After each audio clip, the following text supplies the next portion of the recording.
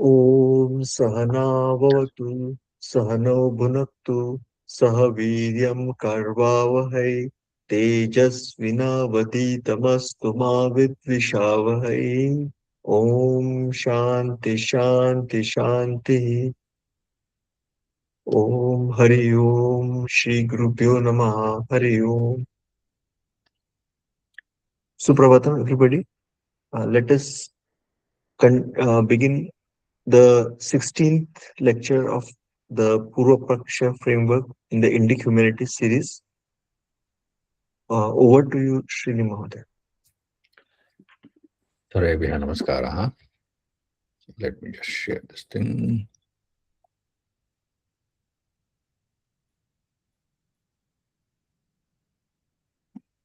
Okay.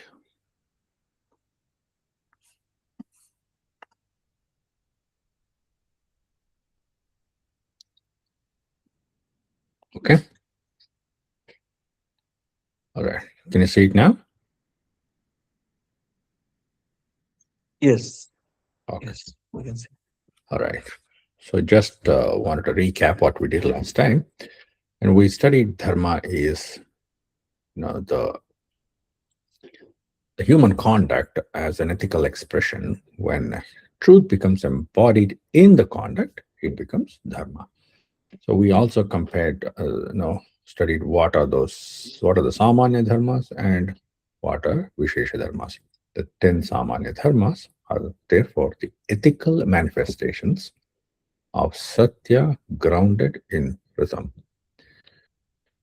We knew the difference between the samanya dharma as universal moral duties and vishesha as the role specific duties. And we did study about the scope, basis, nature, and the examples of virtues, so on and so forth. Then we map the 10 virtues or the 10 dharmas, 10 dharma lakshanas, with and how they align with satyam.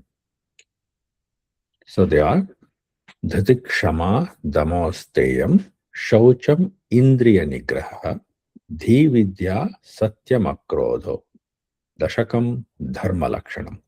Dhriti, that is steadfastness, kshama, the forgiveness, dama, self-control, asteyam, non-stealing, shaucham, purity, indriya nigraha, control of senses, dhi, discernment, vidya, knowledge, satya, truthfulness, and akrodha, absence of anger. So this is key. This is samanya dharma. Then we sort of went over uh, the types of dharma and the evolution of dharmas, the early dharma traditions. So, Vasishta, Gautama, Apastambha, ethical dharmas, legal dharmas, there's core jurisprudence, and also the religious uh, duties and things like that. And to focus more on the Vishesha dharmas, we have, for example, a Raja dharma and a Grihastha dharma, the householder's dharma, and dharma of a guru, and and also the dharma of a judge. So these specific duties and responsibilities are based on one's role in society. The role is that uh, role is the context of the dharmic duties, and role plays a very important role in decision making. As an example, we learned a little bit about how Rama's principle worked and how dharma depended on the role. Rama repeatedly shows that one's role determines the highest duty at any given moment. So typical roles, it included son, dharma of a son, dharma as a king, dharma as a husband, as a warrior, and a protector of society. So each role had its own Vishesha dharma, and the roles conflicted, and even the duties within those roles conflicted. So here, so we do have this dharma decision tree. So the very first thing is we got to know that dharma is difficult because once we say it depends on role, you have many roles at the same time, right? You don't have one role. So your husbands, wives, sons, daughters, and employees, employers, whatever it can be, but you're not just one person, but many roles at the same time. So the decision making is going to be hard. The hardest decisions are not between good and bad. It's always between two good actions. And dharma is the art of choosing the right action when two right actions or two duties collide. So in your life, you think about, now imagine the situation in your life right now. So what roles are you balancing? And feeling right is not same as being right. So how will you decide? The very first thing that one has to do as a dharmic person is to test whether those universal virtues of samanya dharma are met.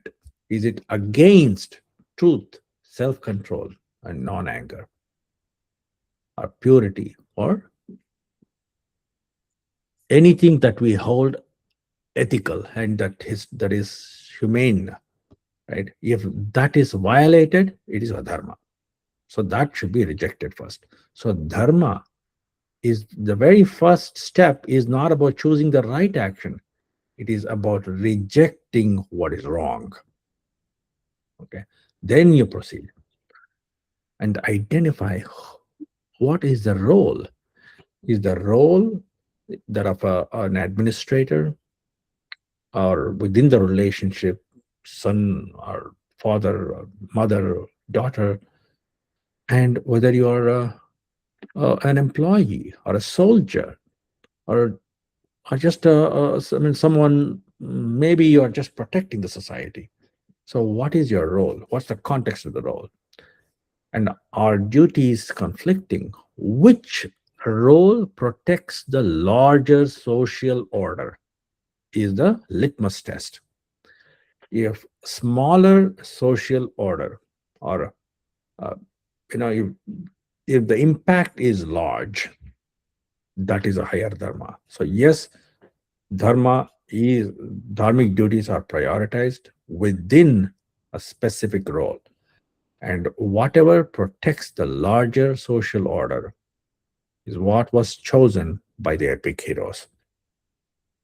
Even as a common person, you would face that thing and you would have chosen, but the epics are full of this.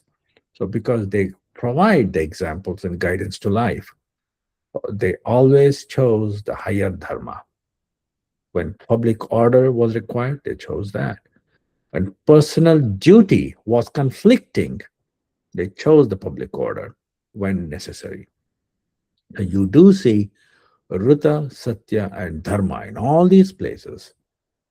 And the duty, moral responsibility, which is the highest dharma, has actually been chosen in all of these examples. When all these decisions have made us very happy or what? No. Has it brought a lot of a personal suffering? Yes, the larger public order was maintained. And did it bring personal suffering? Yes, it did. And dharma is not to make you feel good. Dharma is all about finding the right action, not just in the specific role, but also at the specific time. So the same person, same good person, may act in two different ways because those situations were different. So start with real life dilemmas. Okay, that is how you can actually see if dharma plays any important role in decision making. Now, here is an analogy, right? You see that let's say a soccer game, right? and compare the Samanya Dharma to the rules of the game. You have to follow the rules. No cheating. You got to play the fair game. The Vishesha Dharma is all about your assigned position. So if you're a goalkeeper, you got to defend the goal. If you're a striker, you got to score goals. No stopping that. You have to score goals. And as a coach, you have to guide the team. And Swadharma is about playing your role in the context of the game, in the context of Samanya Dharma, in the context of Vishesha Dharma, and in the context of your specific role. You have to perform your best, use your skills wisely, and you have to stay tuned to the rules of the game. Right now, let's say the goalkeeper. The goalkeeper understood the rules of the game, and suddenly goalkeeper wants to be a coach because he loved coaching. Can he do that? I just want to see introduce the conflicts in roles and times and see what you think about it. We're all, what can go wrong? Let's see. Yes, Ajay Mohoday, please go Uh, ahead. Yeah.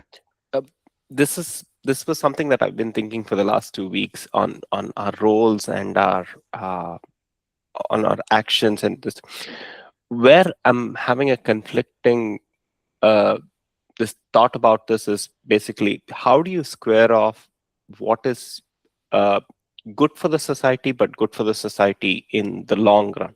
I'll give you an example. I mean, the Western philosophies, they'll treat it more as libertarian versus utilitarian, right? Mhm. They'll Yes. say, oh, you at least in this country, the this thing is that you cannot always think about in utilitarian perspective, meaning it's good for the vast majority of the people, so we will just enact that thing. They will also say having a sense of liberty and the ability to take decisions is paramount, and so you need to consider that as an aspect as well.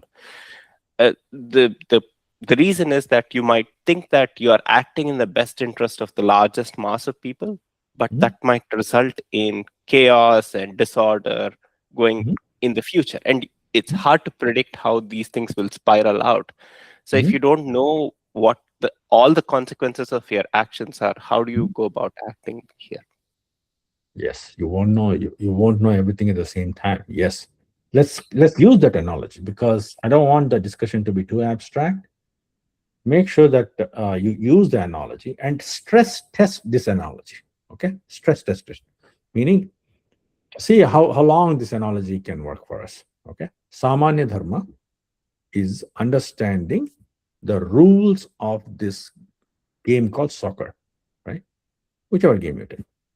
And Vishesha Dharma is about knowing the roles of every player. Okay. And your specific role, I mean, you're trained for a specific role, and you have, because of your Swadharma, you're chosen something. Okay. For about a couple of hours, you need to play it.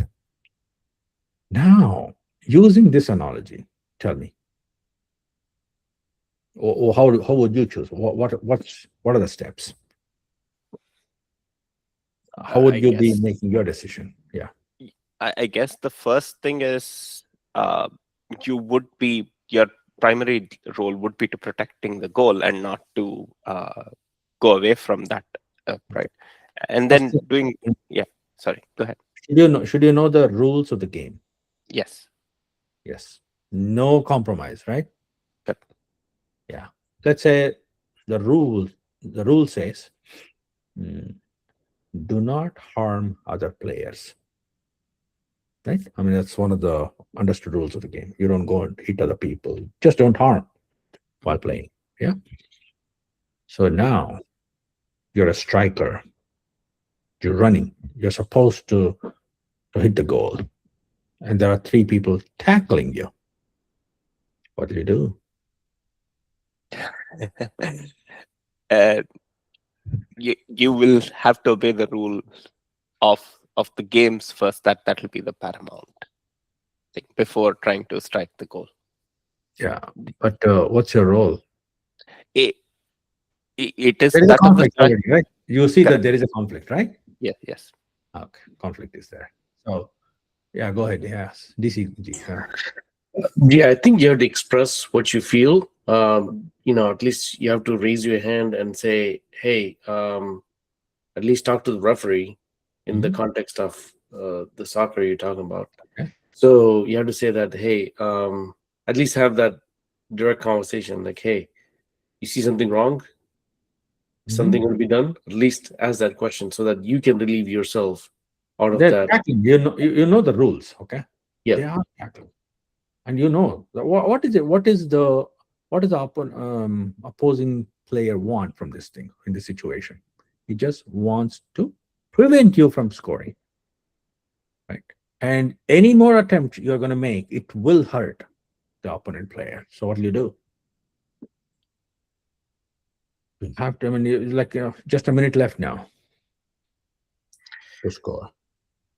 Yeah, I mean, you have to do your duty. Number one, there's no, yeah, you cannot run away from it, or you cannot fight against your own duty, Yeah, because you're against acting against your own dharma.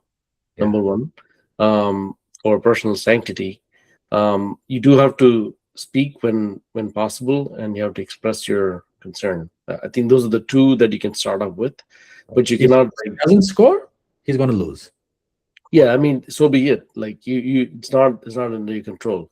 If something has to happen in a certain way, Yeah. it's out of your control. So keep your sanctity to yourself. So here the intent matters, correct? Do you want to hurt the other person? Yeah, bhava is the root cause of everything, right? That So, is the only clarity. He's gonna go. Okay. Only right. clarity is his intent. The intent is to score the goal. Suppose Arjuna were playing the game, right? He was a striker. Just bring in Bhagavad Gita kind of mindset here. What he would do? He would use the rule of the game, right? The rule says don't hurt other people. I'm going to hurt all three, all four, maybe all of them now to score the goal. That's wrong, Krishna. I won't do it. Will he be right?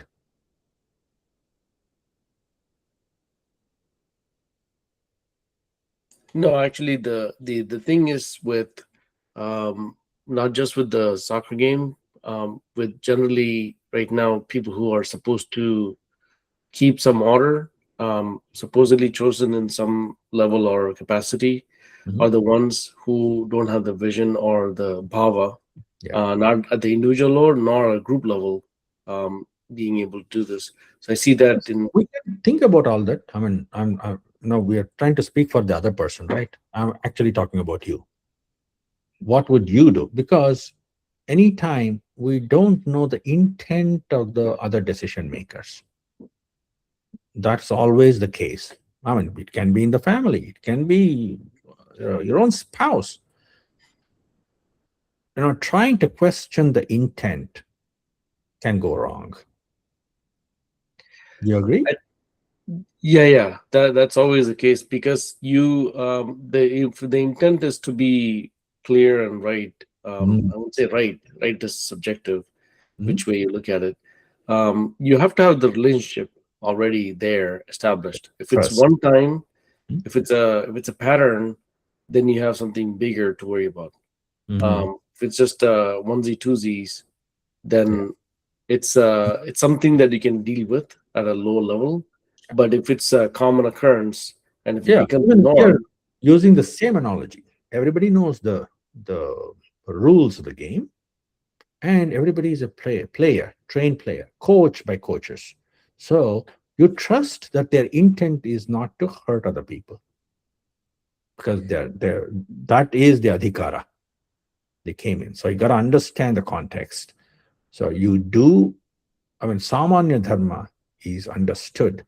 And that is the only trust you have when you're walking on the street, when you're driving on the road. You have to you're trusting other people. Okay.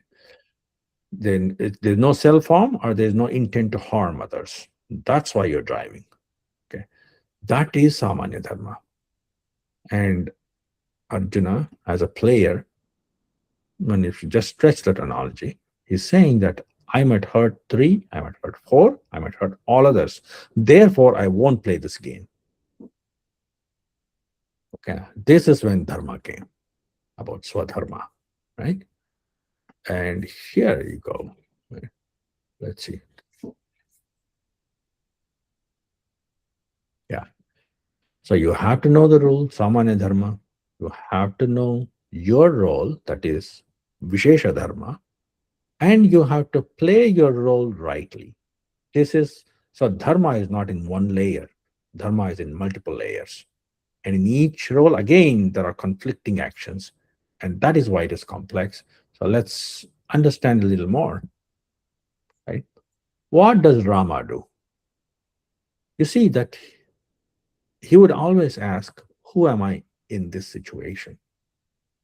And he'll look at the context of the role. What circumstances define duty now?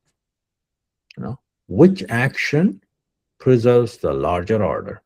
So he's going to use, I mean, even though it is implied and Ramayana doesn't mention, or not every time you're not going to laying out, you won't be laying out the rules of Nyaya or any other darshana for that matter, but you're constantly focusing on which action preserves the larger public order as a king.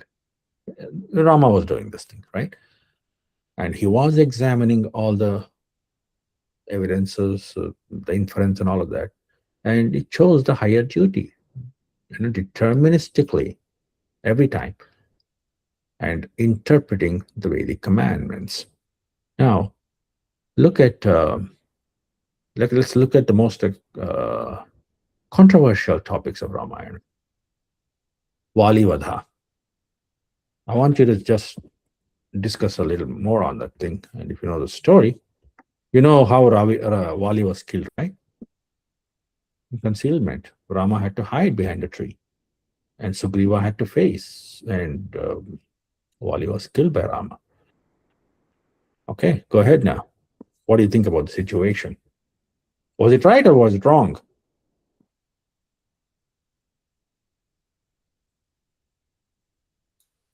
It was wrong, right? I mean, it's quite evident, and that's one of the reasons. Even at the after the fight, Wali, or I'm not sure if it's Wali or Wali's wife, they say this is not how you should have acted. You acted in adharma, and you're going to pay the consequences for that, right? Was there a little more information? Did he collect any evidence about Wali? See, people ignore all of that. He Wali is accused of taking Sugriva's wife and his kingdom, usurping that part, right? Usurping, yes, yeah. Well, yeah, good point. Yeah, so there is some background information, the context, right? And what was Rama's role there? What was he acting as? As a friend. I mean, at that juncture, it'll be friend of Sugriva. Just a friend? Counselor. Also, in some respect, Rama is enforcing dharma, or the order, right? He's by Okay. I mean, there is also, again, I've heard verbally from people that even Wali said, hey, if all you wanted to do was to defeat Ravana, I could have done it easily for you, right? But the bigger context to me is Wali, although could have been more or could have been a more powerful ally, the way he went about was not correct, and Rama did not, subscribe to that. So that was the bigger point. Wali wasn't what you want. Sugriva was his subject. Sugriva's wife was his subject. And what did he do as a king? Yeah. Okay. So that itself, as a king, he lost his right to be a king. So where is a public order in Wali's kingdom? One. Yeah. So second thing, right, Wali, actually there was a trial fight. You know about that? Prior to this specific one, Sugriva was defeated many times by Wali. Mm-hmm. And in fact, Rama saw it in Pratyaksha that Sugriva had no chance to win against him, right? You know about that? Yeah. Because it would take half of the strength of the opponent would come to Wali. So it's some kind of a boon, right? So that is what Wali had. Neither Sugriva, not even Rama would stand there. I mean, in Ramayana, Rama wouldn't say, "Oh, I could not stand in front of you." No, he brings in dharma, right? So dharma is playing the role here, not about weakness of Sugriva. And so number one is the role as an ally and a king, and the role of Wali. What was he in the context? Did he deserve a punishment, or probably did he deserve? Have you heard about assassination many times to hold to have this public order when there's too much chaos and you don't want a lot of people to die?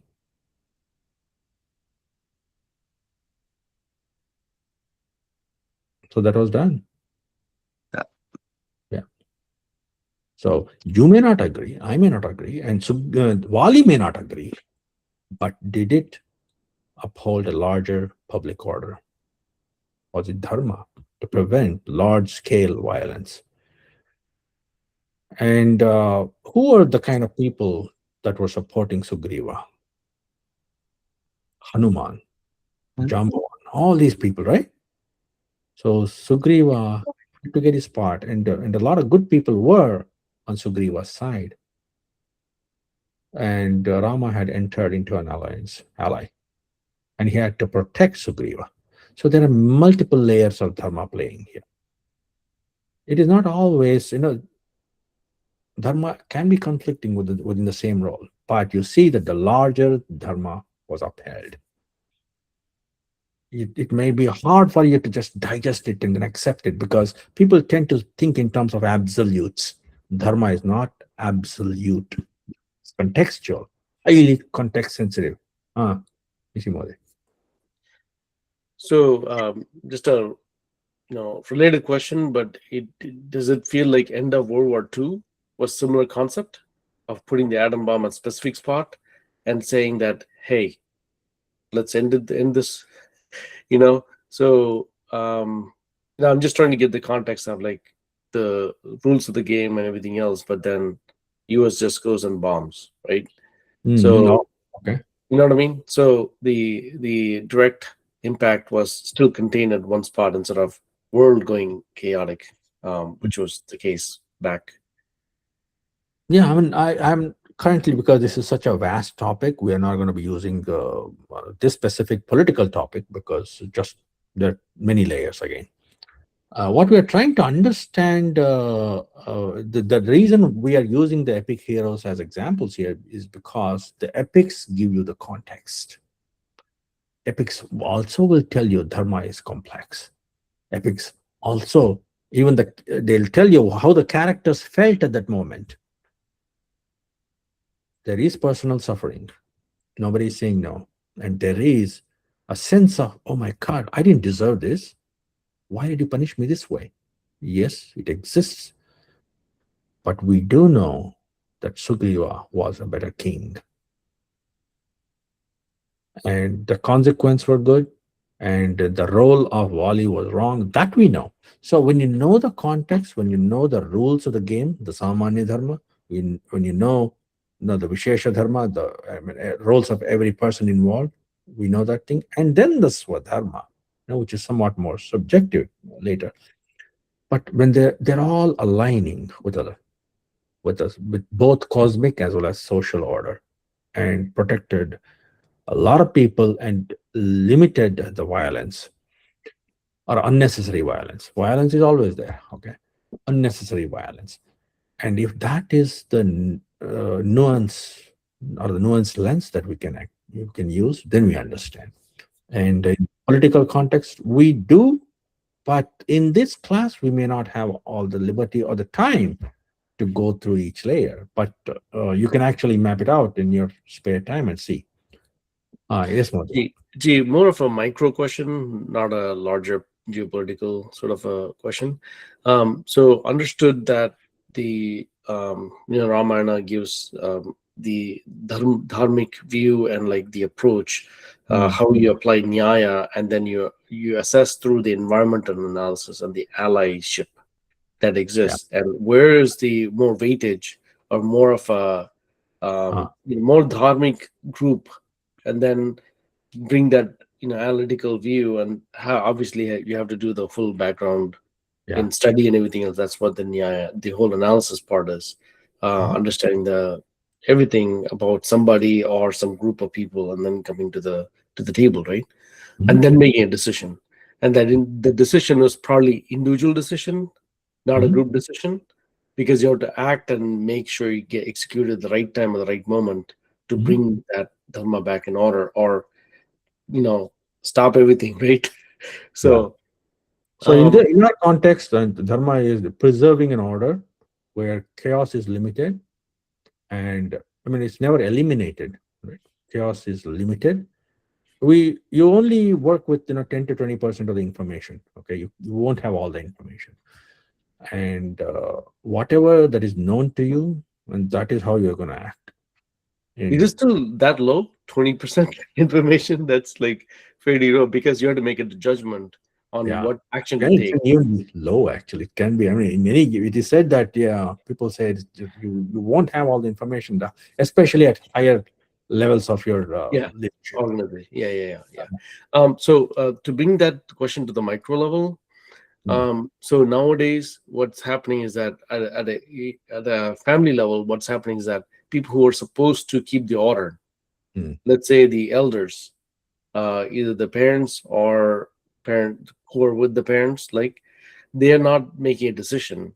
Hence, like at the family level, the siblings are going through what is called the kinship damages, Yeah. the sibling damages, and Yeah. then everything else that's happening. So at that point, somebody needs to rise up and then say, like, raise your hand and say, hey, something is going wrong. Yes. When that happens, still there's no contextual, like there's no analytical part or explanation of the situation of the environmental Yes. So condition. yes, that suffering is going to be there, and you can't force people to make decisions. Okay. Right. For example, did Rama suffer because of Dasharatha? High personal suffering. The very next day, he had to become the king, right? And Dasharatha comes and then asks him. Here, Dasharatha himself has announced it to the world that he's going to be coronated as the king. He comes in the very previous day. He's called and then said that you are not going to become the king. Just 12 hours before his coronation. So elders in the family did something wrong, and he was trying to correct it, and you would see that in his decisions. Yes, you can't force everybody to make the right decision, but you are the only person who can actually react. When instead of reacting, if you respond, how do you respond? That is when dharma plays the role. You just can't control people and ask them to do the right thing. Yes, sometimes it may not happen.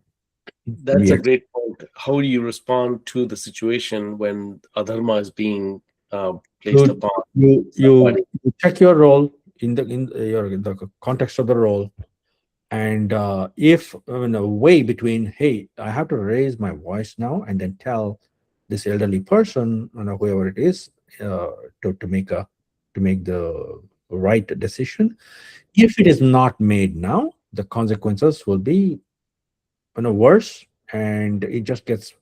I mean, it just won't be just chaos, but it can be permanent damages. Right. And as a role in your context, with what information you have, even though it upsets you, makes you uncomfortable, dharma is not to prevent the feeling of discomfort. Dharma is simply to do the dharma. Gotcha. So the situations mostly that I'm I'm experiencing these days is that number one, folks, like what happened to Dasharatha, and how he made that decision, and then how he kept that decision and not really do something. The decision is itself not happening these days. Yes, Uh, that should happen. I mean, yeah, because the human beings are not just creatures of logic; they're creatures of emotions. mostly Okay, emotions these days. and dharma is not about emotion. You would see that. Okay, yes, I mean it acknowledges emotions. It acknowledges, the feelings of hurt and everything. It even can make you uncomfortable, but you would see that thing. You would see that throughout, even in our examples. Okay, it can be Yeah, even painful, and and you. last point is that, yeah, when the responses is where it's very critical in terms of how you respond. And hey, and then I think you mentioned the right point of like, hey, if you don't do this, the consequences would be this. Yes, yes. You And don't then want permanent damage. No. yeah, it's a, you're not making a temporary decision or not. Lack of making a decision is one thing, Mhm. and then lack of communicating is another thing. So And yes, then also one has to, there is another concept called sabha maryada. Okay, that people should never forget. And there is some say whenever you see, oh my God, there will be permanent damage, and then that anxiety rises. Within that anxiety, when you see that the other person does not understand yet, that turns into anger and frustration, and the damage is caused even before the consequence. So the present is a lot more. The thing is that is called sabha maryada, where you hold yourself in a position, see whether the recipient is has the adhikara to receive it, and make a very tactful communication. So the means and the consequences are weighed constantly to make the decision. Then the nuances are tough. It's a very complex topic. But let's get back to the example so that we stay on the course. Yes, Modia, Ajay Modia. Um, what I wonder, if two people are both claiming that they're on the side of dharma, how does that square off? I'll give you an example in the Puranas. One is how Jarasandha is slain by Bhima, right? Yeah. Uh, they go in disguise and they challenge him to a wrestling match. Yeah. And when Krishna basically says to Mm. Bhima that you have to kill him, then the argument made against that is that Jarasandha is actually a good king to his people. He is holding Rajadharma, but Krishna says that he's captured all the princes and kings of the neighboring kingdoms, and that is against the dharma. Now, if you go and ask Jarasandha, he would say, well, I had to bring order to those kingdoms, so I did that. So that is technically dharma. I'm preventing larger chaos in those Yeah, yeah. kingdoms and in my kingdom. What do you So think so we see that example many times, and Duryodhana considered himself a great king. Okay, and in fact, in Kirata Arjuniyam, a Mahakavya, in Kirata Arjuniyam by Bharavi, one of the Duta comes back and then tells Yudhishthira and all the people that are sitting, and Yudhishthira asks out of curiosity, now that I'm there, we all have been exiled, how is Hastinapuram? And how is Bharatavarsha? And what's happening there? How are the people living? You know what Duta says? King, no, I mean, he's a Guptachara, he's a spy. And I have lived with, he was there with him in Indraprastha and also now with Duryodhana.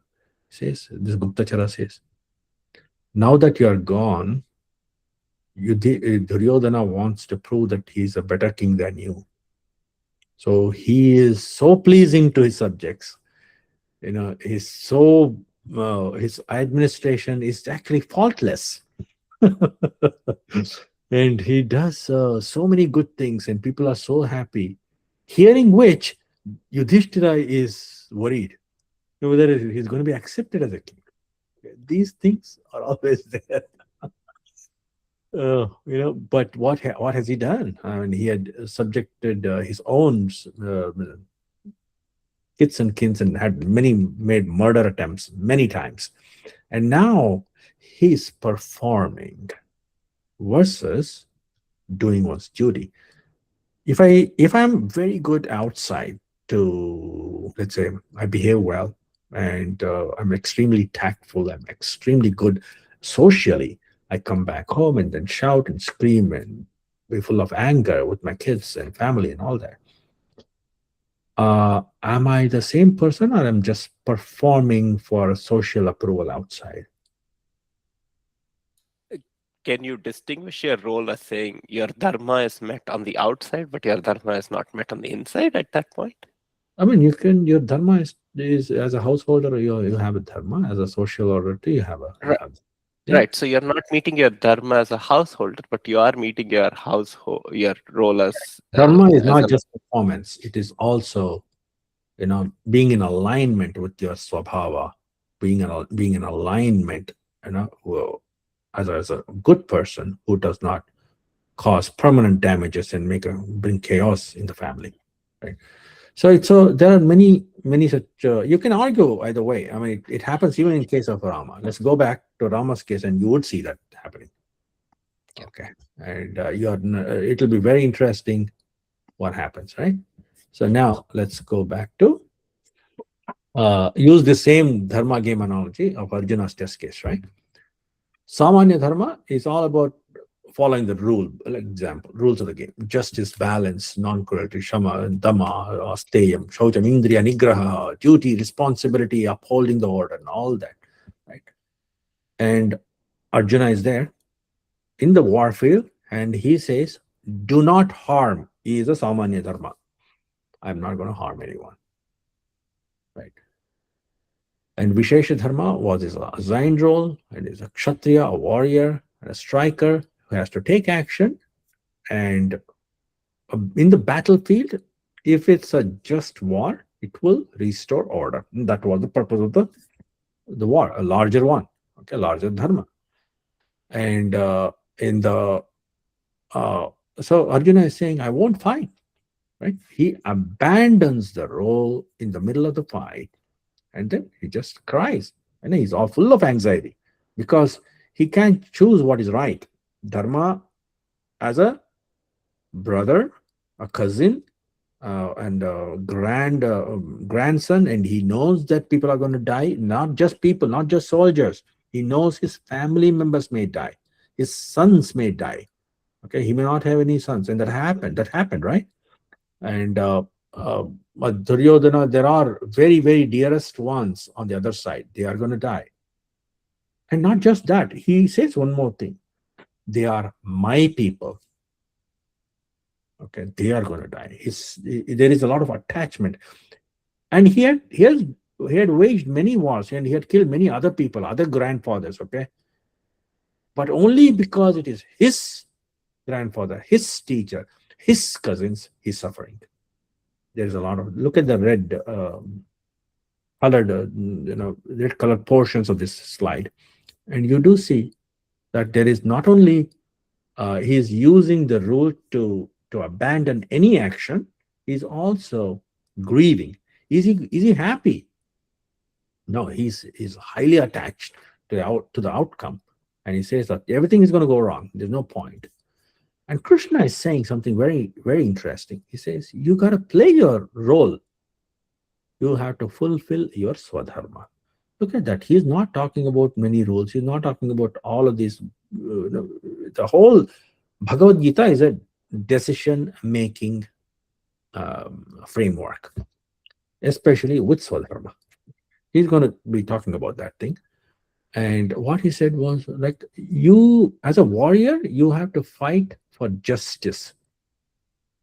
Justice to who? To Yudhishthira, who was the rightful king. The justice, it's simply who was right, and with your war has to protect who was right and who is going to be right. And does it follow ethical limits of non-cruelty? And is the other side cruel or not?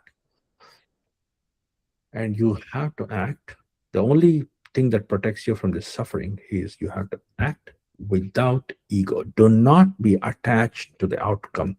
Be faithful to your procedure, your process, but not to the outcome.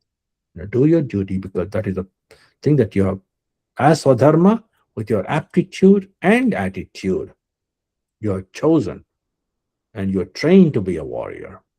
You knew that this point is going to come in your life, then you have to make the decision. And that is dharma for you. You got to know the rule, you have to know your role, and you got to play it right. So the deeper rule is not just do not harm in Samanya Dharma, though he thinks that it is conflicting with his Samanya Dharma. The deeper rule is uphold justice and balance because that is rhythm, even if force is needed. Right? So Arjuna's crisis is confusing the emotion with dharma. Not, I mean, his emotion is what he's identifying as dharma. It is called prakrita karunyam. Prakrita karunyam. It is purely he uses emotion to rationalize that as dharma. Right? That is why Krishna calls it prajna vadanscha bhashase. You are talking as though all these high flying words, and you used all these pretentious performance oriented words that had nothing to do with the right action. So you have to perform your role righteously, even when it is difficult. Even when it is difficult. Now, in a familial situation, why? So the same person who was extremely good in the office and outside, everywhere, where he controlled his emotions, he controlled his speech, he was so tactful, he made sure that his salary is going to be coming at the right time. At home, he does not have all these shackles. He's doing it for a very different reason. It's not for ethical conduct, but simply, yes, he just wants to maintain the stability of income, and that's why he behaves. It's performance, it's not reality. So dharma is not about just performance, it's about your swadharma. It's not about social dharma, it is also your individual dharma. You have to align that too. There's no point in upsetting the family and then bringing chaos in the family and somehow being good outside. It's going to be hard. We will see that in drama and see what happens, right? I'm not trying to blame, but not everybody is Raja, executing on the Raja Dharma. Look at that thing. Okay. So, in order to understand the context of Dharma, it's an extremely complex topic, but the great person by name P.V. Kane, who actually got Bharat Ratna, in his 58 years of research work in his life, he he wrote 6 volumes on the history of Dharma Shastra, where he laid the foundation in the first volume, that what is Dharma, the sources through Veda, Smritis, and Achara, the early Dharma Shastras. And then he covered the social order of Varna, Varna Dharma, Ashrama Dharma, and what is the duties of an individual or a king, and how it got systematized over time. So he talks about evolution of dharma, right? And dharma as law, and how it actually the foundation, the individual, and the social order was standardized as legal procedures. It talks about institutions, courts, evidence, punishments in the Dharma Shastras, and enforcement of Dharma, about 76 Smritis, 76 Dharma Shastras. And in the 4th volume, he covers Achara, because even sanskaras and acharas are dharmas, because the gratitude that we show to the assigned deities of natural forces and natural resources, whether water, air, fire, whatever it is, like we are getting the benefit. And how do we show gratitude? The gratitude is not just feeling, but in action. You see, it's dharma, and that act of gratitude takes the form of worship. And also sanskaras, all the Shodasha sanskaras, 16 sanskaras that are required to evolve. when the person is moving through the journey of life, and how the daily conduct should be, both individually as well as socially. You are who you are going to be respectful. You should be having the self respect. When does it happen? The self respected and self worth is only possible when you do the right thing when no one is watching you. When no one is watching you, when you do the right thing, that is when self respect grows. And how to what is ethical living in practice, not just in theory, but in practice. See, all dharma is all action. You got to be moving your hands, your legs, and you should your sharira. That the whole dharma is not just in thought, not just in mind, but in body. Okay, that is essential. It's got to be physical action. And I worship, I have all this, what you say called, yeah. I don't have to go to a temple. I don't have to go and do this, do that, because I have that in my mind, my devotion. So I know that I don't have to do all of these things. And the answer for such things was, look here, when you get hungry, are you going to, put the food in your mouth? Simply, you have to worship, taking the flower and then offering it to the deity. So there are physical actions that are required as part of rituals, and that should be done as a personal dharma, as a runa, as a deva runa, as a pitru runa, and guru runa. So all these three, rishi runam. So all these three debts should be paid in terms of rituals, and that is the only way to pay. And also later, culture and time. What specific festivals, vratas, should be kept, and how the cycle of time is followed, the discipline, the order that they bring to life through shared customs, shared actions of rituals, and shared actions of living. So they became culture, which is also part of dharma. So then you see at the very core, yes, Samanya Dharma is there, and that is the foundation of human society. And in the extending concentric circles, you see role-based duties. That is when the Varnashrama came, right? And they are all Vishesha Dharma, because time and place specific. Samanya Dharma, eternally true, as long as humans are living. Vishesha Dharmas may change from time to time, place to place. And dharma is law. That is also Vishesha Dharma, because laws, legality depends on jurisdiction. Certain place, certain time. Okay. What is true for a civilian is not true for a soldier. Killing is wrong, but for a soldier, killing the enemy is right. Okay. And then achara, daily practices and rituals, they're all Vishesha Dharmas and culture and time.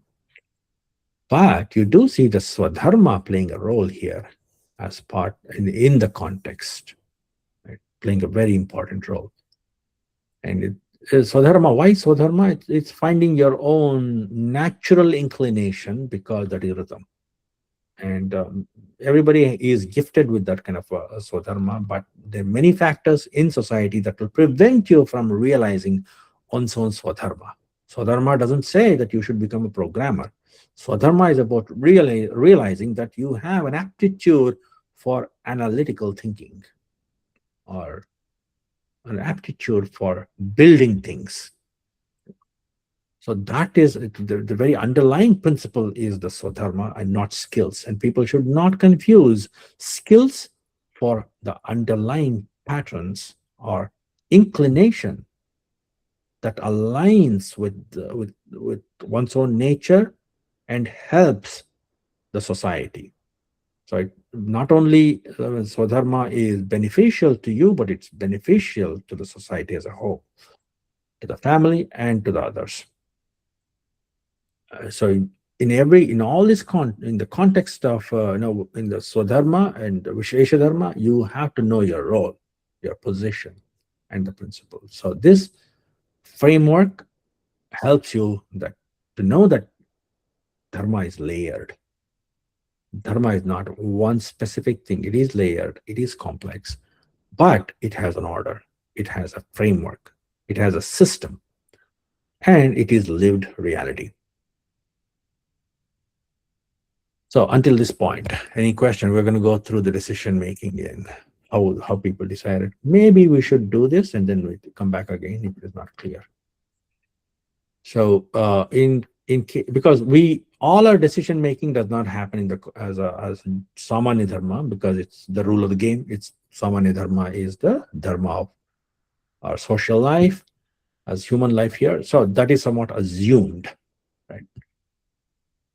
And we are all in the realm of Vishesha Dharmas. If we don't do this thing, I mean, if I don't go to work, there are consequences. It's context sensitive prioritization to uphold Dharma, guided by Samanya Dharma and not ego. That is the decision making tree. It's in Bhagavad Gita, it's in Dharma Shastra. This is what the epics taught, and you can actually apply this thing and then see for yourself. So first thing, they check the principles. The principles are samanya dharmas. Dharma is a principle and not just rule. Do not harm is a principle. Do not smoke is a rule, right? Do not smoke because others may breathe and then in the elevator.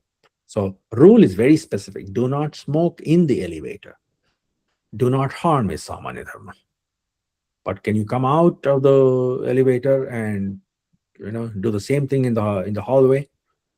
No, that is when not understanding the rule, not understanding the principle will actually think that you're following it legally, lawfully, because you followed the rule that do not smoke in the elevator is true, and you're doing it in the hallway.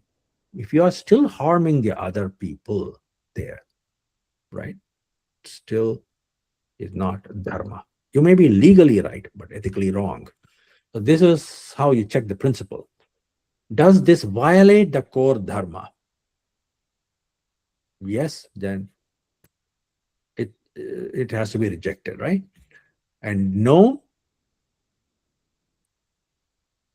if it violate, if it is if it is rejected, it causes harm. So you violate the universal dharma. It is adharma. Simple. Right? And suppose, oh yes, it follows the core dharma, samanya dharma. So let's identify this role. What is my fundamental responsibility in this situation? So they are very, very context sensitive and they read the situation. Now it is yes, then check the context. Is this an exceptional or normal situation? What is normal situation? It is general dharma. What you should do. You have an assigned role, you got to do this. Emergency situation is apad dharma. Apad dharma. In this emergency situation, okay, certain things will make you break the rules. Can you pull and then punish a child who was about to fall into a well? Yes or no? If you're causing some kind of a pain to pull the child so that the child does not fall into a well, that is apad dharma. Nobody says that you're wrong. Rama, at the time of killing Wali, he saw that as apad dharma. And you do see that apad dharma situation for the larger good in all these epics. So they evaluate the decision. Or is it an emergency situation or a normal situation? And is it violating the universal dharma? If it is violating the universal dharma, it is still a dharma. And then one thing that they tell you, in all these dharmic treatises is that you got to remove the ego. Is the choice driven by ego or emotions? Well, that is secondary, right? Take the right action, uphold the dharma so that it is guided by your role and your context. A right action is nothing but samanya dharma, your role in the Vishesha Dharma, in the context within that role, minus ego. So that is the right decision. Now, give me some examples of is this useful or not. All right. Yeah, come on the camera. And this is time for discussion. And it's not an easy topic, though. And yeah, what do you think about the flow chart? Many questions that you had about the epics probably they're resolved, right? Yeah, well, you got to bring the context and the back of the story, and you know why epics are so large. Their context is huge. Dharmic context is vast. Yeah, That's apadharma. I think that you're trying to see the most important thing, that is making with the right decision is the ultimate um, pathway to take. Is what I'm getting. Hmm. Yeah. See, apadharma, as the definition says, is apatkala. Apatkale dharma. That is emergency situation, and emergency is like once or twice or thrice in a lifetime, right? But in wars, there are many such situations. Drona was one such example where it was an apadharma to make Yudhishthira lie. And even Yudhishthira had to, being such a, he always upheld truth, and he had to tell this white lie, telling Ashwathamo hatah kunjaraha. Ashwathamo hataha. And then he said kunjaraha, very in a low tone, just to deceive Drona, his own teacher, who taught him that who always thought that Yudhishthira always spoke the truth. If he says something, I believe it. That is trust. Did he violate the trust of his teacher? Yes. Did it bother Yudhishthira? Yes. Was he happy with his lies? No. These dharma nuances, making oneself personally suffer to uphold dharma, exists throughout in the epics. That's why they're all great characters. They're all great characters. I mean, simple example, you see the great Homer's epic, Iliad, where, have you seen the movie Troy? In that movie Troy, he, challenges, Achilles challenges Hector, and then says that Hector says, whoever is defeated, his body should be given to the family. And that is Yuddha Dharma. And you got to dignify, at least after the death. And Achilles says, in Brad Pitt was playing that role, and he says, lions do not make pact.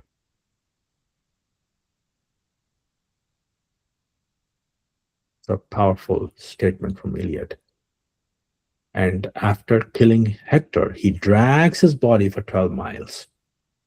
In front, when his father was watching it, his old father, Priam, he was watching it when his son's dead body was dragged on the street. Same thing happens in Ramayana, where Rama kills Ravana, but asks Vibhishana to treat him because he's his brother. He wants Vibhishana to cremate him. When Vibhishana doesn't want to do it, Rama says that once he's dead, he's my brother.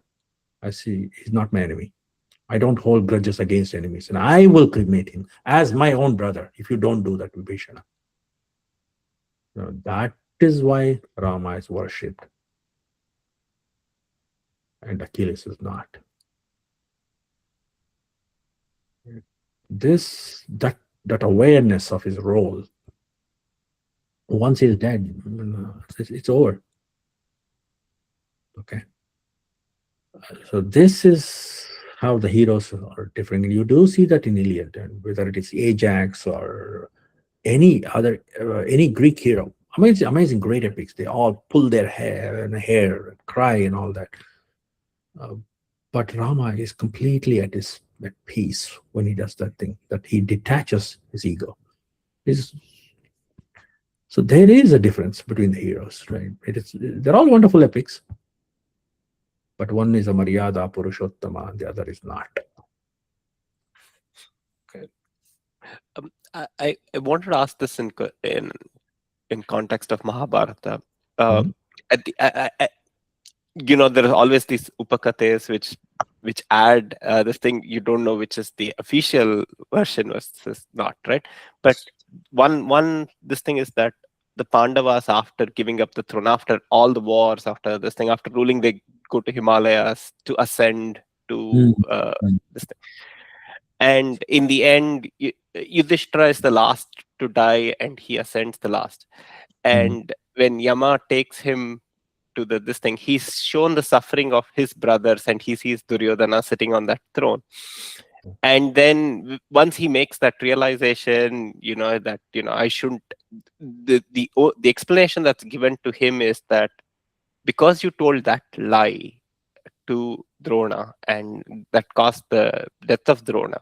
That's the Mhm. reason why you are suffering for this thing. Would you say that at that point that Yudhishthira, Yudhishthira's actions were against nature, was adharma? That's the consequences that he ended up enduring because of those things. In the In the Mahabharata, larger context, be it was might be right. with the dharma, Yeah. but that particular action itself was not in context, not with Rutha or not with Satya, right? It is definitely, see, the truth, Satya, should not be surrendered to the evil. Had he not told it, right? Let's say he would have told the truth. Oh, Hashvatamo Hata um, Ashwattamo Hata Gajaha. Let's say he tells the truth. What would what would have done? What would he have done? He would have killed more people, more soldiers, right? And Duryodhana would have won, and he would have captured. His promise was that I would capture Yudhishthira for you. That was his goal. That was Drona's goal that day. He would have captured Yudhishthira, and the war would have been over. No, what I was trying to emphasize is that every time you violate Mm. this thing of Rita Satya, you will have to face But there are consequences, consequences all the time. Yes, yes. right? You It know the might, right, and that's what Yudhishthira faced in the end. Oh yes, yes, yes. And also it is said even in the epic, he was always like a foot above others, and in his whole ratha came down. Like symbolically, metaphorically, it is said that his elevation was totally stopped at that point. So there is and it's like a foreshadowing effect, right? The writer is bringing in. If you simply see that as a great literature, he says that metaphorically, his whole chariot came down, right? So that elevation wasn't there. He was not a Rajadharma, but definitely he upheld Samanya Dharma, but as a human being, not as a king at that point. Yeah. Even his Rajadharma to uphold the truth had to be sacrificed. Go ahead, Maudya. Ashwinji. Yeah. So, on that context, in the Swargarohan Parva, so it was to show that even for the Karma, yes. yeah, let me turn on the camera. Yeah. So that was to show that even Duryodhana has died valiantly, and he uh, had to Yeah, uh, Viraswarga. have the fruits of the karma, but before he going to uh, the eternal narak. But for Yudhishthira, it was even he had to burn his karmas, all the past. So that is why he was going through the narka that time, and it was again a final test whether he will stay with his brothers or go to the or choose adharma. Yeah. That was a final test for him. Yeah. Mhm. Yeah. Rudra Singh ji, any point? Yeah, apologies for joining late. Yes, I this now made me curious that, and I probably need to study, but since Krishna was guiding the Pandavas through this and had the overall lens on how to shape the whole thing, what's happening, what is your understanding of the takeaway? Because I believe he is also the one that told the Pandavas that you need to have a, what is it, Kulanasha, right? You have killed your own, the Kurus, so you have to do the Mhm. prashchit for that. Mhm. So I think they all knew going in the Oh, price. he did not want any emotional residue of I did it, ahankara, Mm. mamakara. Now, I won the war, and those kind of things are, idam na mama, idam na mama. When you do that thing in homas and yajnas and all that, uh, every ritual has the component where you offer something and then say idam na mama, it is not mine, right? And Oh. Mm. uh, then you offer everything and including the pavitra. You take that thing, untangle it, and then put it in the fire offering in the agni. And it's idam namama. And then you take all the clothes and you offer everything idam namama. So basically, it's just giving back to the cosmic order, and then say, "This is everything that I do, including my ahankara, ego, is sacrificed." Okay, and It's wonderful. But yeah, the niti, what about in this context of dharma and niti? What do you understand his attitude to be? I know he says play smart, but like, do we always uphold dharma because you're not doing it? It's a conflict, right? I don't know if it's that simple to say. Like with Rama, it's simple. I think the dharma is I almost don't know. always so held. Mahabharata is way more complex compared to Ramayana. DCG, yeah, you want to say something? On the note of pavitram, is that Mm. the whole point of every ritual? We have a pavitram, and then we are offering that back. Yeah, it's like I'm trying to connect the ritualistic point symbolic. to, yeah, because I think that it's probably more connected to our ego through the ring finger. That's probably the reason why everybody's using a ring You finger. need a Like, Yajaman. I have a ring You on need my to have finger. a karta at that point. Yeah. Symbolic, So correct? Ah. yeah, for pretty much for everything, right? Whether you're doing the monthly tarpanam or maybe Mhm. doing any holistic, ritual, you're using the pavitram, Yeah. and then you're offering that back. Yes. So is that like, leaving your ego out? Is that Yes. what the Mhm. thing is? Mhm. That's Yeah, nice. I mean, dharma is that you have to align with the cosmic order, right? Satyam, Rutam, Satyam, and Dharma. They gotta align. They align it very. That's why those rituals are important. Why? Even before you do something and after you do something, you do see that even in the epics. Why? Because Sankalpa is, at the time of Sankalpa, you have all these rituals. And after the Muktaya, they end like what Rudrasenji mentions, you gotta go do the penance. Because when you're killing so many people, when you become the enjoyer of the world, right? I did it and I can control this world. So that ego is playing the role at the point, right? It's very hard because the feeling of centrality is wired, right? The feeling of centrality, which is called ego, it's constantly identifying with the roles and possessions, that which you are not. That that centrality of all emotions, the ego, is also simply an emotion. I Thought. think that's what you said. Idam na mama. Tam That's nama that says it all. naham karta. Naham karta, manyu karta, naham karta. So we say all that thing, right? I am not the doer. Okay, it is the karmic actions, the emotions that made me do that thing. It's the passion, it's the qualities of the rajas that made me do things, the qualities of the sattva that made me do things. Yeah, and it's not me. Yeah. Okay. What is the mantra, Srinji? You just said. What part of that is? Can you give some context to Oh, what you just? no, during the Sandhya, we do say that Naham Karta, Manya Karta, Na. So, yeah, and then Kama Karishi, Manyu Karishi, like it is done by the desires and passions, and it's done by the aversion, the dvesha, and the ragas, raga dveshas. No, uh, in craving and aversions. It is done by the desires, cravings, and aversions. That is not my role. Yeah. The same G. Yeah, yeah, all.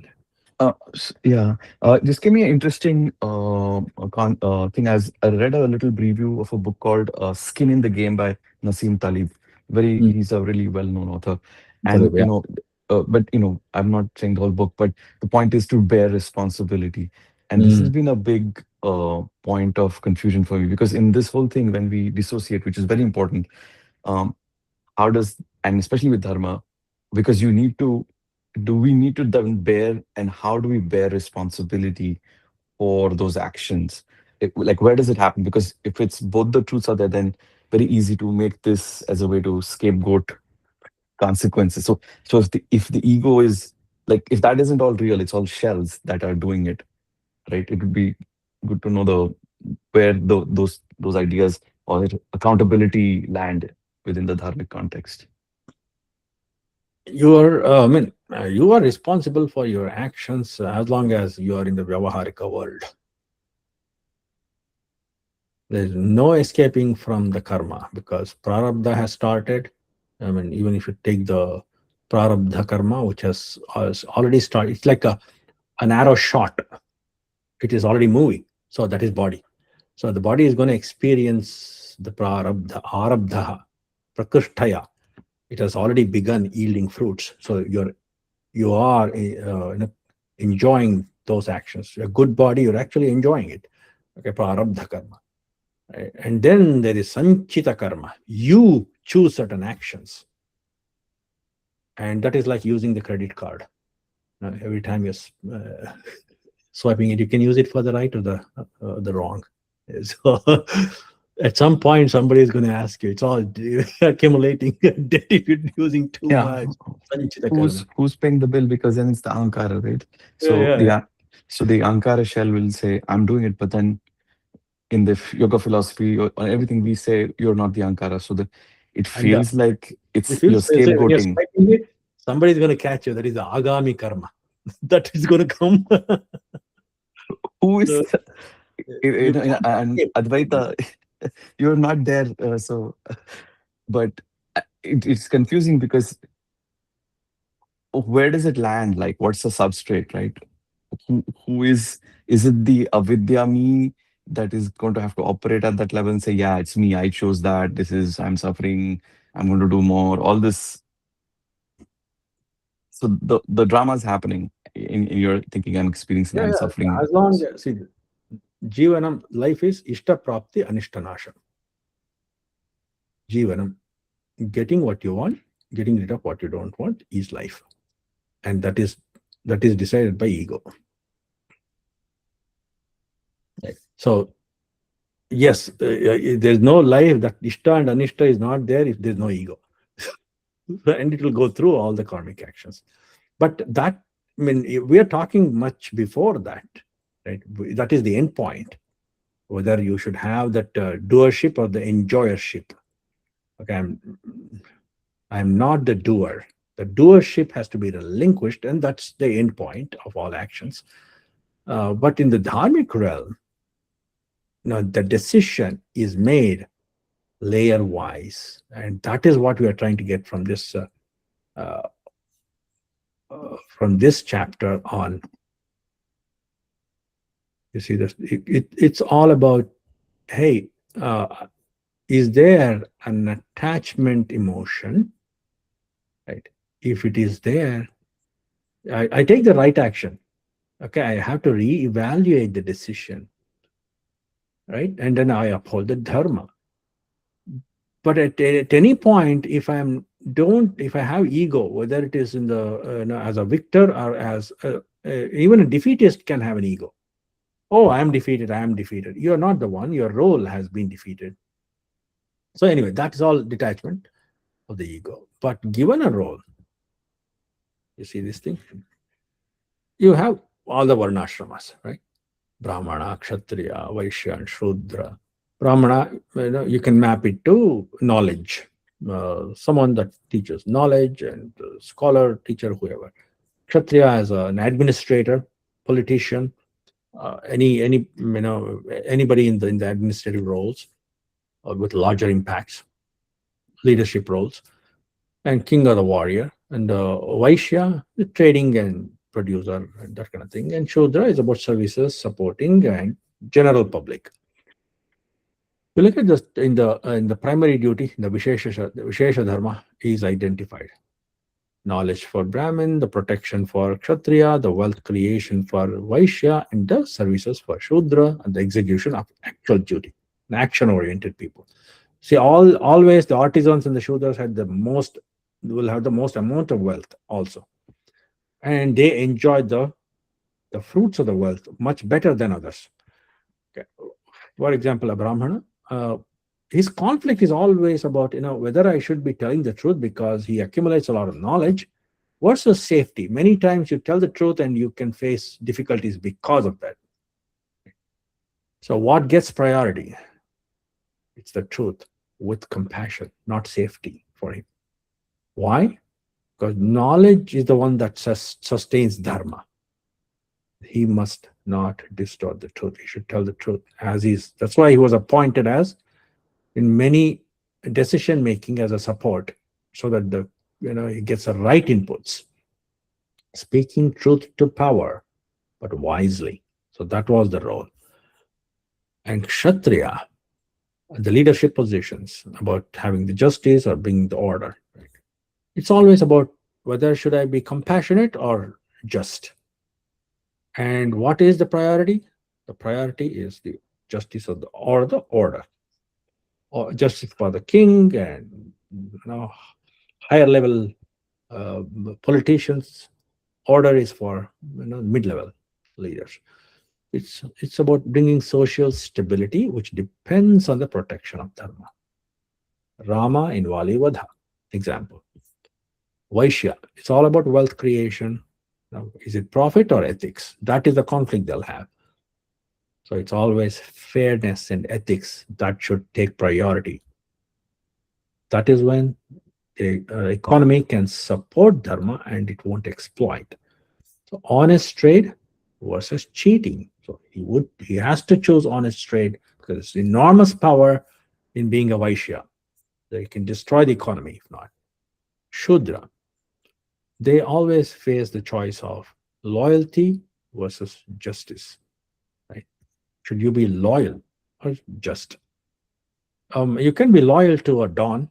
That doesn't mean that you're just or you're doing the right thing or it's dharma. You can be very loyal to a don. Justice is the higher dharma for them too. And service is not blind obedience. And that person must refuse unjust orders to uphold dharma. But now you see, it's not only in the so dharma is not just in the varnashrama roles, and they identify those roles. It's a framework given, and then even in the ashrama layer, it's multi-layer decision intelligence and not just a rule book. That's why it's complex. Now, when it comes to ashrama, you are brahmacharya, grihastha, vanaprastha, or sannyasa, and you do see that the priority shifts in the dharma too. So first thing is, as a student, you learning over actions, right? That is prioritized. As therefore, they have to prioritize discipline, the knowledge at the foundation stage. And grihastha, it's all about responsibility, not renunciation. and family, a society, a duty. So that is what is going to preserve the social order. So that sustains a society, which is called dharmo dharayati prajaha. It sustains a society. Dharmaha dharayati prajaha. Prajaha, your society. Dharmaha dharayati. It sustains the society.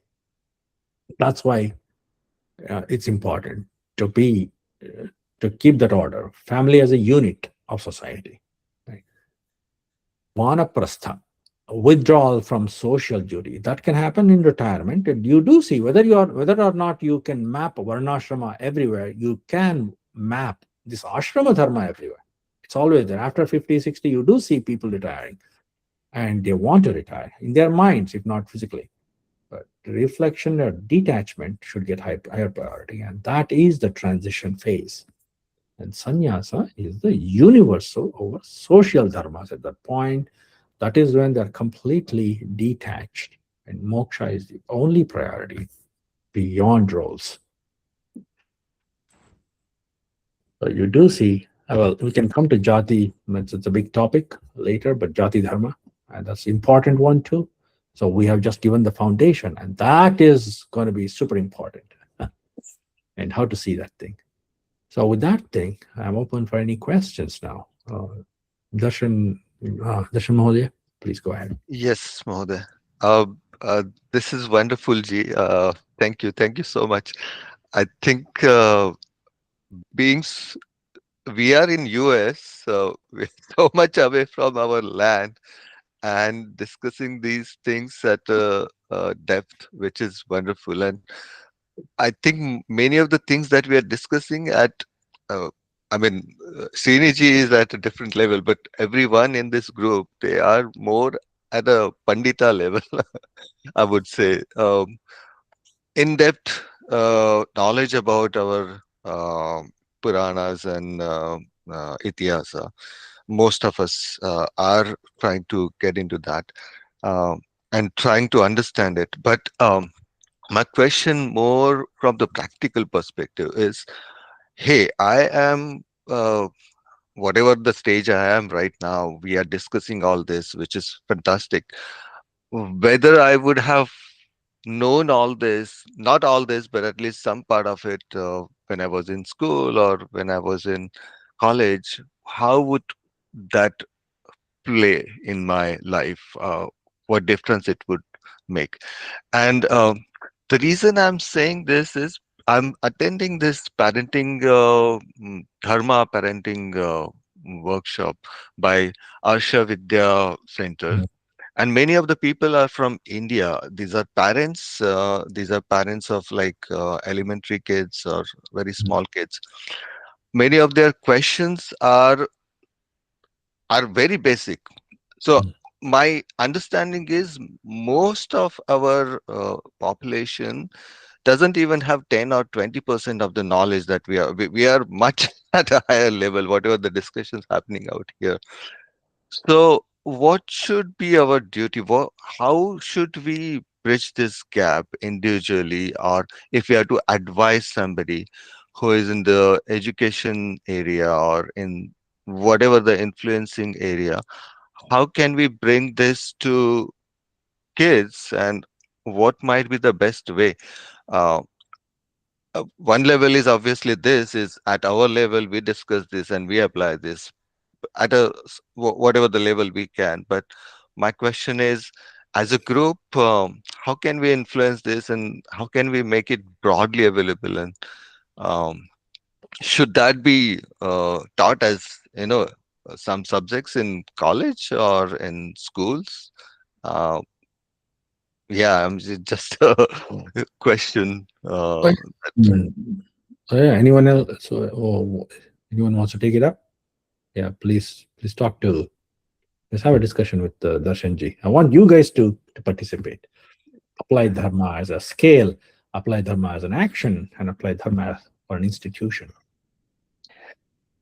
There is one aspect of it, and my wife, she keeps telling me that it's not just how and when to teach the students have to be ready to do it, and once they approach the right guru, that's when there is the most efficient transfer of knowledge that happens.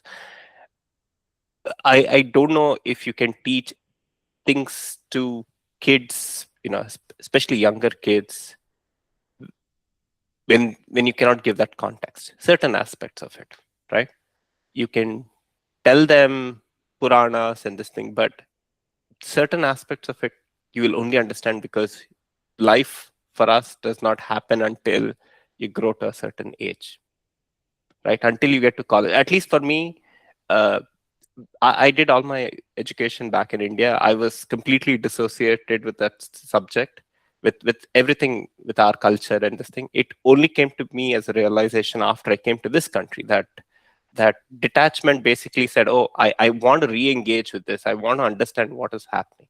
That only happened after I came to this country. So, which means that I at least as this thing was not ready to receive knowledge like this, right? So that was that's my understanding.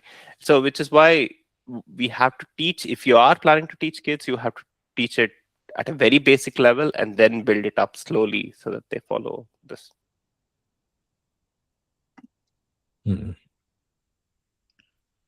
So he's talking about Adhikari Bheda, and is Adhikari already? I think Swadharma is the answer.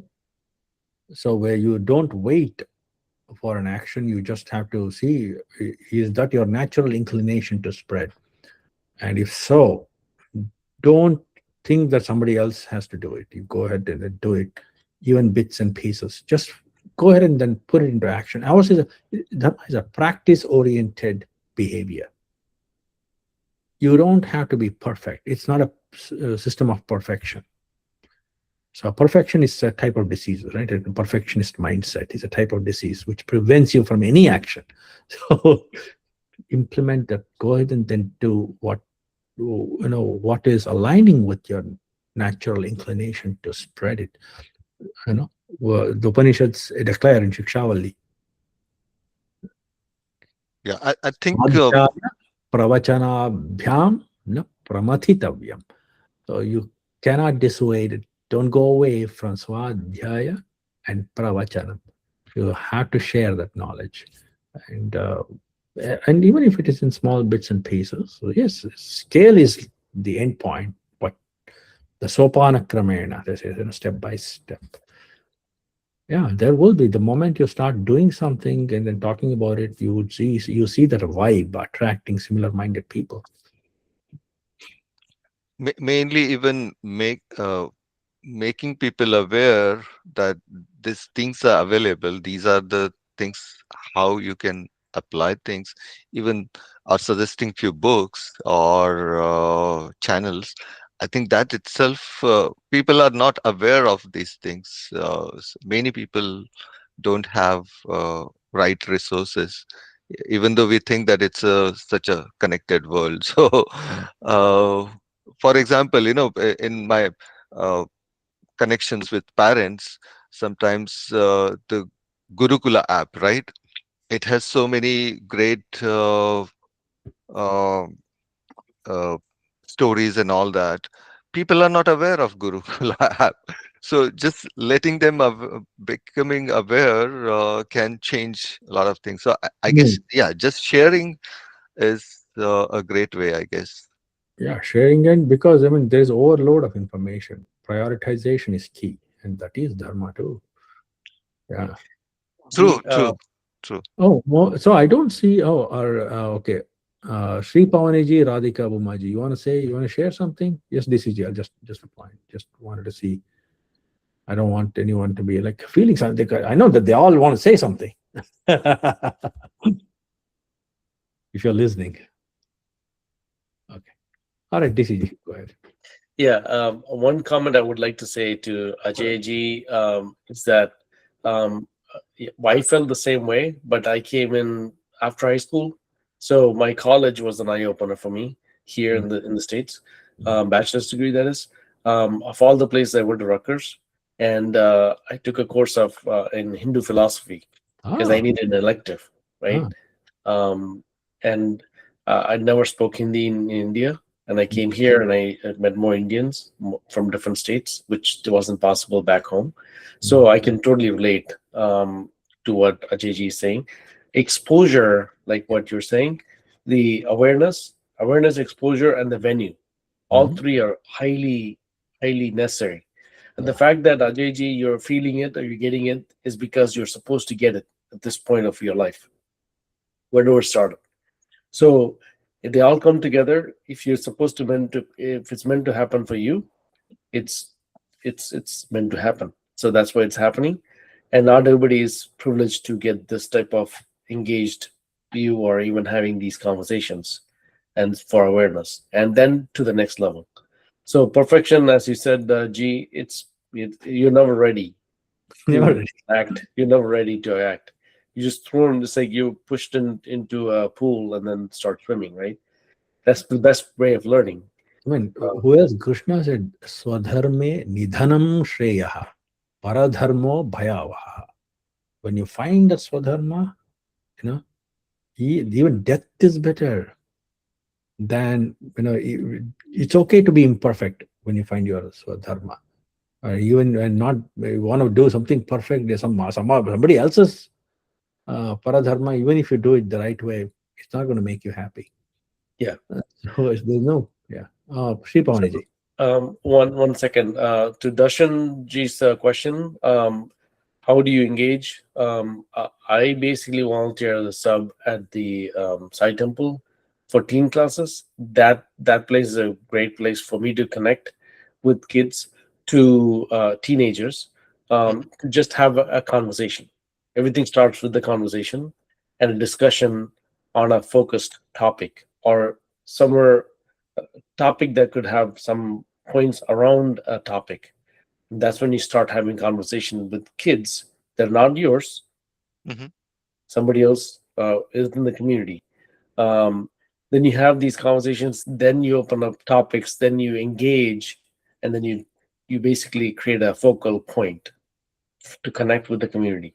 That's what worked for me. So and then how much you know and how much you can communicate will be tested live in the practical ground, meaning when you have conversations. And that's the only way you can connect with the community. And you'll actually learn more about yourself and how you communicate and engage with the community when you're not in the comfort zone. Yeah, You're yeah. Right. open, Right. and when you're talking to kids, that's when you learn the most. And then you're actually inspiring them to learn more of topics that they never thought about. Just like Ajayji was saying, I was thinking when I was in college, I had no idea. I had to learn from a white guy teaching Mm. about Advaita. I said, like, why is this happening to me? So, and then you cannot let that happen, you know, in this day and age with all the connectivity, all the apps, everything there. We are more disconnected now than ever. Thanks, DCG. That's good to know. And I'll connect with you then on these classes for sure. We'll do Thanks. that. Yeah, we'll get Yeah, together on thing. yeah. Sri Pavanaji. uh, about what Darshanji and DCG both were talking about, how to start with kids. Even though I think personally, what I do is, I mean, they may not be able to comprehend the whole big picture, but it is our responsibility as parents to at least get them started by through stories. And I find that kids know more than what we think they know. You know, they ask very profound questions which make you think, as in, hey, I mean, it didn't occur to me, but she, or in my case, my daughter has, she had, I can't give you a specific example right away, but many times that's what happens. And even in uh, the circle of kids I have, if you expose them from the beginning, only then they will know. You can't grab a fifth grader or sixth grader and send them to some, especially in the context of being here in the US or any other foreign country. Otherwise they will get the wrong information. So, as parents, we Mm. should take the initiative to imbibe. Nobody Yes. else will teach. And what actions we do dharmically at home, what Mhm. our family does, Yeah. that matters. That is what Mhm. I think. Beautiful. Wonderful, Ji. Thanks, G. Yeah, this is great. A great point. Just one more point. Sripuranji, you mentioned everything starts at home. I 1000% you cannot agree more on that point, right? But there's a other world where parents don't even know and not even being feeling the responsibility of it. That is more important these days than not. Like it's crazy. Like if you never learned anything, if you don't know anything as a family member and you have kids and you're not teaching any of that stuff, unlike you, right? Or your feeling of responsibility, that's where more scary parts are. That's when you need to take advantage of the community and people who have the knowledge to expose them in that area. Yes, I agree with you. Yes, I mean, I do meet all, you know, people from different backgrounds, and their exposure could be limited. So, and I want to add, so when I was in college, did I think about all this? No. Once I became a mother, and especially a girl child, I mean, uh, I thought, in this world, they need to be more empowered with life skills because they Mhm. are more vulnerable. So that is where it all started for me as a Yeah. parent. So I think we are past 8:30. So Oh, let us uh, any yeah. By anything the way, last yeah, concluding? yeah. So timing. So Rudra Singh ji had been asking about, hey, making it 8 a.m. And how many of you are for 8 a.m.? I'll be honest, I'll have difficulty if it's 8 a.m. I have to finish this class preferably before my kids wake up, because after that I just spend it That's why only we with chose this us. time. It is it can be, Yeah. discomforting sometimes, but the family takes priority. The moment they're up, Yeah. they just get their inside. So Rudra Singh ji, yeah. Oh no, that I was just voting. Okay. Mm, Yeah. uh, I understand. Yeah, yeah. Even I wanted it that way. I'm good But with 7 because for me, early morning time is more important for the Pratas India, which is I don't want to oh, push you yeah. on that part. So Rutam says all the adhyana should be happening now, actually. Yeah. right. so sorry, this survivorship bias. The people who would have voted for 8 are not here. Possible. Possible. Yeah, you got to bring them there. If you want to hold a vote, you'll have to hold it Yeah, yeah. a Then common hour, right? poll The and then see. Okay, but Yeah, all participate the in no shows. some of those subtle. I'm going to be as and when possible. I'll just post those assignment kind of questions to keep ourselves thinking through more conflict based questions. It Yeah, should there should be two right actions or yeah, three sometimes. yeah. Only I'm so shameless that I said I can join late, even if I'm lazy. I will be shameless and imperfect dharma. two. And Yeah. Okay, so it's been wonderful talking to you all, and then keep giving us the feedback. And then our goal is to grow more leaders and teachers and people who can actually share the knowledge with the community and grow this. Now, let's work together. Sangachadham samvadadham sarvo manansi janatam. Dhanyawad, Okay. Mahodaya. Uh, Let us close with the Dhanwad. prarthana. Yeah. Om Sarve Bhavantu Sukhina Sarve Santu Niramayaha Sarve Bhadrani Pashyantu Ma Kaschid Dukkha Bhag Bhavet Om Shanti Shanti Shanti Hari Om Shri Gurubhyo Namaha Hari Om. Dhanyavad everybody. Dhanyawad. A Dhanyawad, very everyone. lively धन्यवाद. discussion.